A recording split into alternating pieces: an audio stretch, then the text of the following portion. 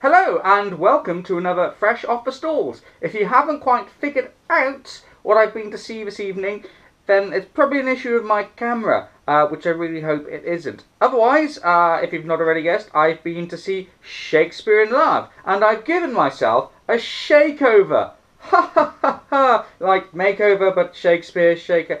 It's not like I can't grow my own moustache if I wanted to. Anyway, yes, been to see Shakespeare in Love. I've been wanting to see this for a while, and I know it's gotten a lot of critical traction in the quite significant time it's been playing. And I got the chance to see this tonight thanks very much to Official Theatre and Seat Plan, two wonderful websites that I certainly recommend you to check out. I shall post the links to them below, because that's what they're doing on YouTube videos these days, below, but not up here, down there. But anyway, yeah, when, as always, we'll do with stuff that's been critically acclaimed, very cynical, and was thinking throughout, like, shall I compare this to A Summer's Day? Cold, wet and disappointing? No, it was bloody marvellous. I absolutely loved it. So much so, I'm finding it difficult to sort of think where to start with trying to dissect it. I think we'll start with the first thing you see. The first thing you see is the set. Really love the set, although I would say that it's comparatively low-key for a West End set. You go to the West End to see a big show and you expect something like Wicked or Miss Saigon, which is just kind of like production values of go-go everywhere. But this is actually really quite humble. I mean, it's a beautifully made sort of free wooden balcony tiers that does everything to sort of conjure up everything from Tudor mansion, not Tudor, Elizabethan mansions and homes to the actual Rose Theatre itself. The most technical thing about it is that the centre of it moves back and forward. But I mean, for all intents and purposes, it's actually quite plain. But what I loved about this is that it didn't matter, because the actual action, the actual subject, the actors are all fantastic, and that's what holds your attention. I think it's a really great testament to the fact that you don't need amazing production values for something to be good. You just need the play to be good. Also, what I loved about this set was it gave director Declan Donnellan a chance to really sort of add little nuances in a way. I mean, the thing I'm thinking of directly is, throughout the play, you always have members of the cast, sort of, if they're not involved in the scene, there'll be at different parts on the balconies, sort of always peering down, always watching. It's as if you got this ethereal other audience sort of always looking at the thing. It's such a wonderful little touch, and I just really loved it. I can't at the moment think of why I love it. I really hope I do for when I get round to the written review. But that's what I love about the set. The writing. So it's Tom Stoppard and Mark Norman who did the original screenplay, and it's been adapted by Lee Hall. I'm going to have to make a small confession. I have seen the film, but for the life of me, I can't actually remember. I mean, it's just sat through the entire play, just thinking like, I can't remember anything of the film. So I can't really make much of a comparison there. I certainly want to rewatch the film. But yeah, what I love about the show as it is, I can't compare it to the actual original screenplay. But it's just, first of all, you get the fact it is a reference fest to pretty much everything with Shakespeare, Marlowe, yeah, possibly a bit of Cyrano de Bergerac thrown in for fun. There's all those little things there, and I was a bit worried for a moment. It's like, is this just going to be some sort of just this panorama throughout? And that doesn't necessarily make great writing. This isn't like Tim Vine, the stage play. Not that I don't find Tim Vine funny, I just think it's not great for theatrical writing. That's all I'm saying. But no, what I loved about it is that it really, really comes into its own in that.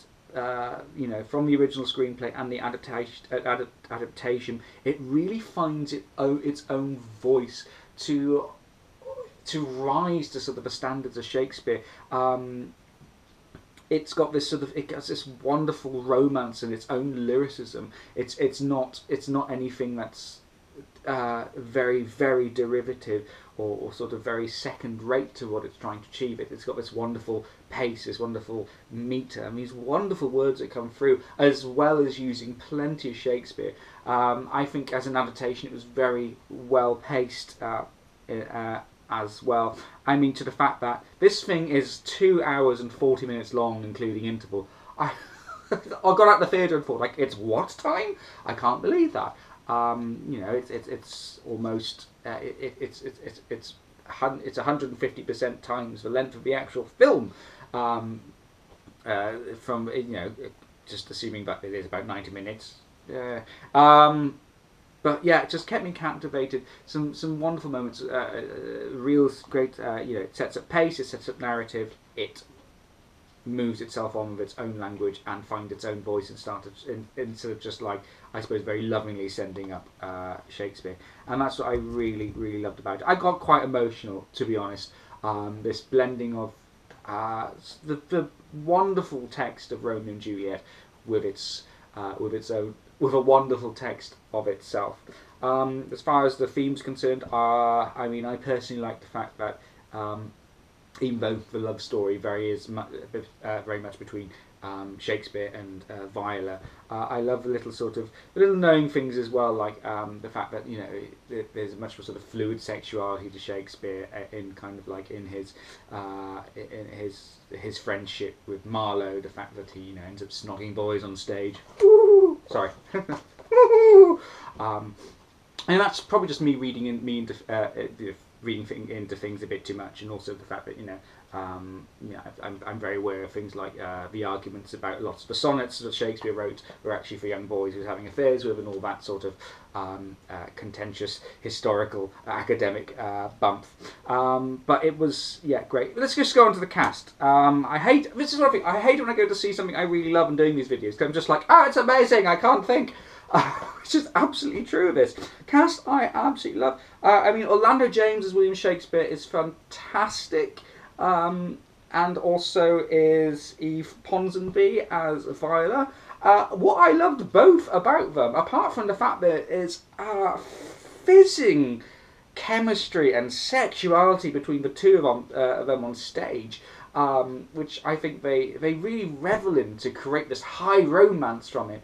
But I also think, like, when we're doing passages from Romeo and Juliet, I thought, like, bloody hell, these are also amazing Shakespearean actors. I would honestly love to see these two people do an actual straight production of Romeo and Juliet. That's how great they are. They're so fluid, they're so comfortable in what they're doing on stage. The rest of the cast is absolutely amazing too. I find it difficult to sort of pick out any one actor that was completely tremendous. They were all brilliant.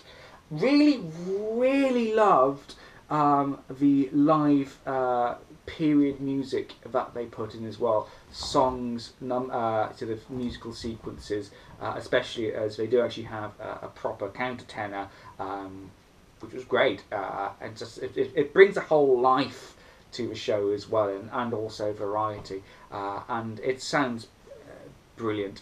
Absolutely love the music. I suppose if I'm going to try and pick fault with it, because I always do need to do that, I am the grumpy gay critic after all, I think there's some moments where there's bits of physical theatre, there's bits where they kind of put a load of props together to create a boat, which I think kind of sticks out a little with the rest of the sort of feel of the play. Kind of, you got almost kind of like, it's pretty much as is. It's pretty much natural and going around. Yes, there's only a few props against this wonderful three-tiered wooden balcony sort of back set. But the kind of everything's played sort of very straight, and all of a sudden it's like, oh look, imagine this is a boat, and there's people washing rags into tins, and it's just like, it's very good. I'm a big fan of sort of physical theatre and stuff like that, and I really love it when companies find these ingenious ways of trying to portray something. But I just think, like, where does this come from? It's all of a sudden a bit abstract, whereas before it was just